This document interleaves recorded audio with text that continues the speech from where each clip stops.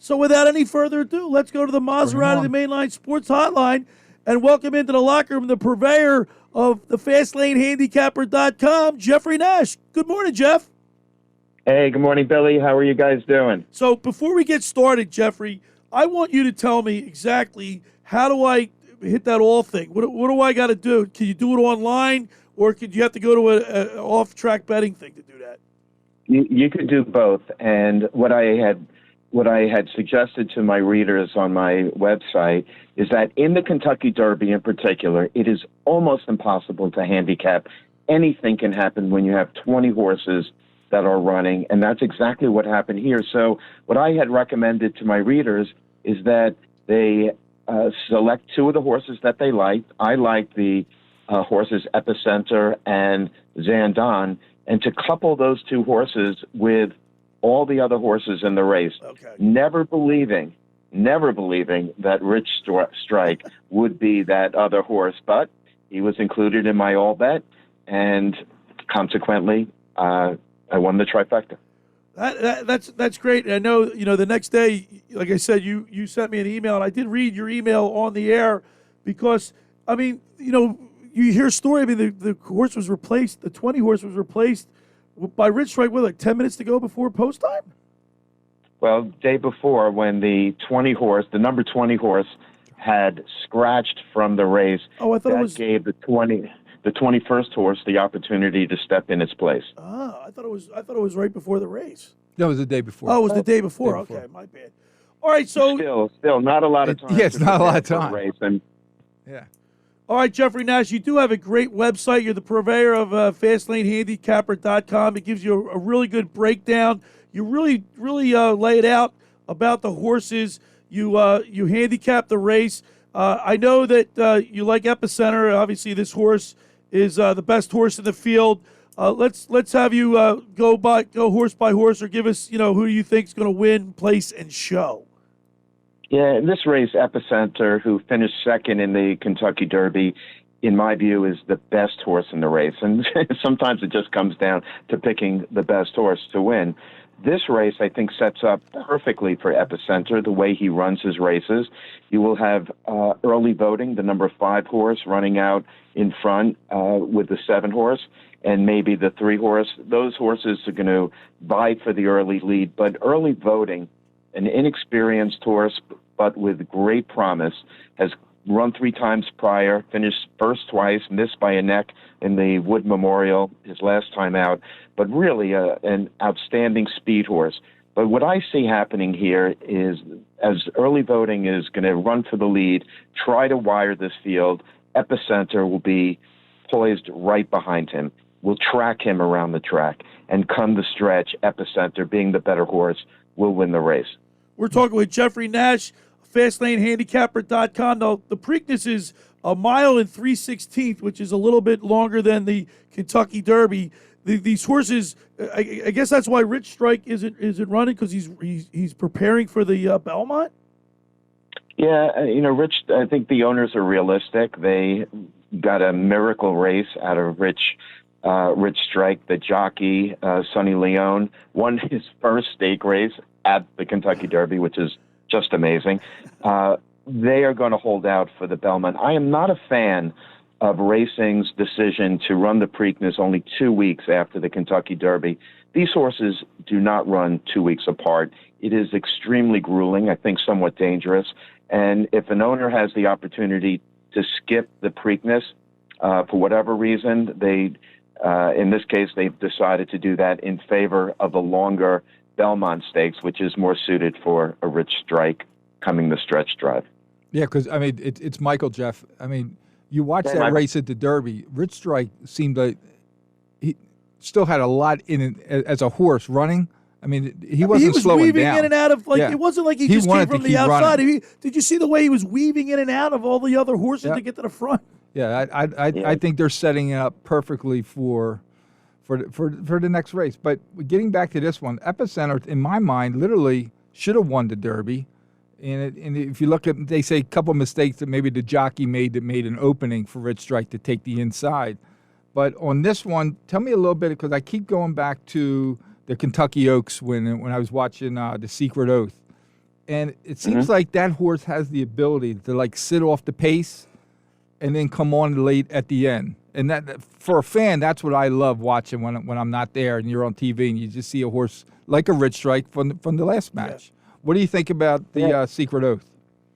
Well, Secret Oath is the one filly in the field, and normally fillies do not run against the colts simply because at this age they're not as big or as strong, but that doesn't mean they cannot beat the boys. We saw that in 2020 when Swift Skydriver, a Bob Baffert horse, won the Preakness. We saw it in 2009 when Rachel Alexander, a filly, beat the boys. This horse, as you saw, Secret Oath is a terrific horse. He will be back behind Epicenter and tracking both early voting, the leaders, and Epicenter. If this filly is as good as she appeared in the Oaks, then she has a great chance to win the race. I think that Secret Oath, as good as she is not as talented as Rachel Alexander was in 2009. I think she will be competitive. She may even win the race, but just based on the past speed ratings, I don't see her passing Epicenter at the wire.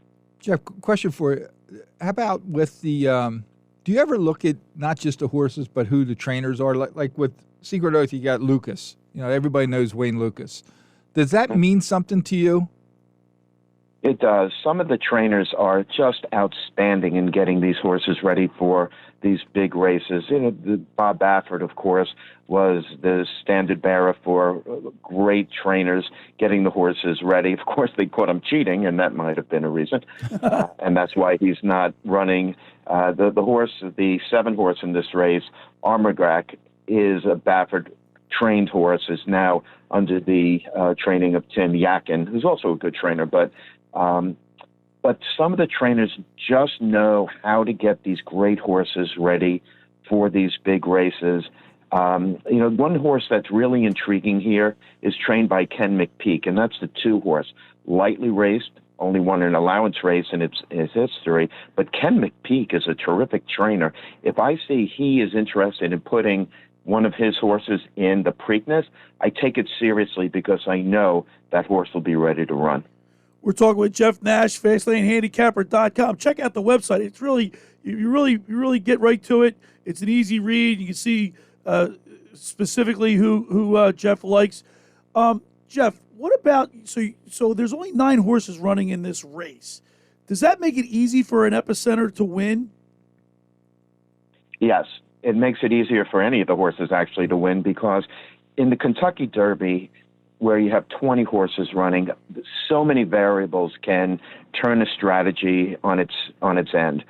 And here with 9 horses, that's a traditional field. 9, 10 horses is a more manageable field, and any horse can run more true to their running style and their running strategy.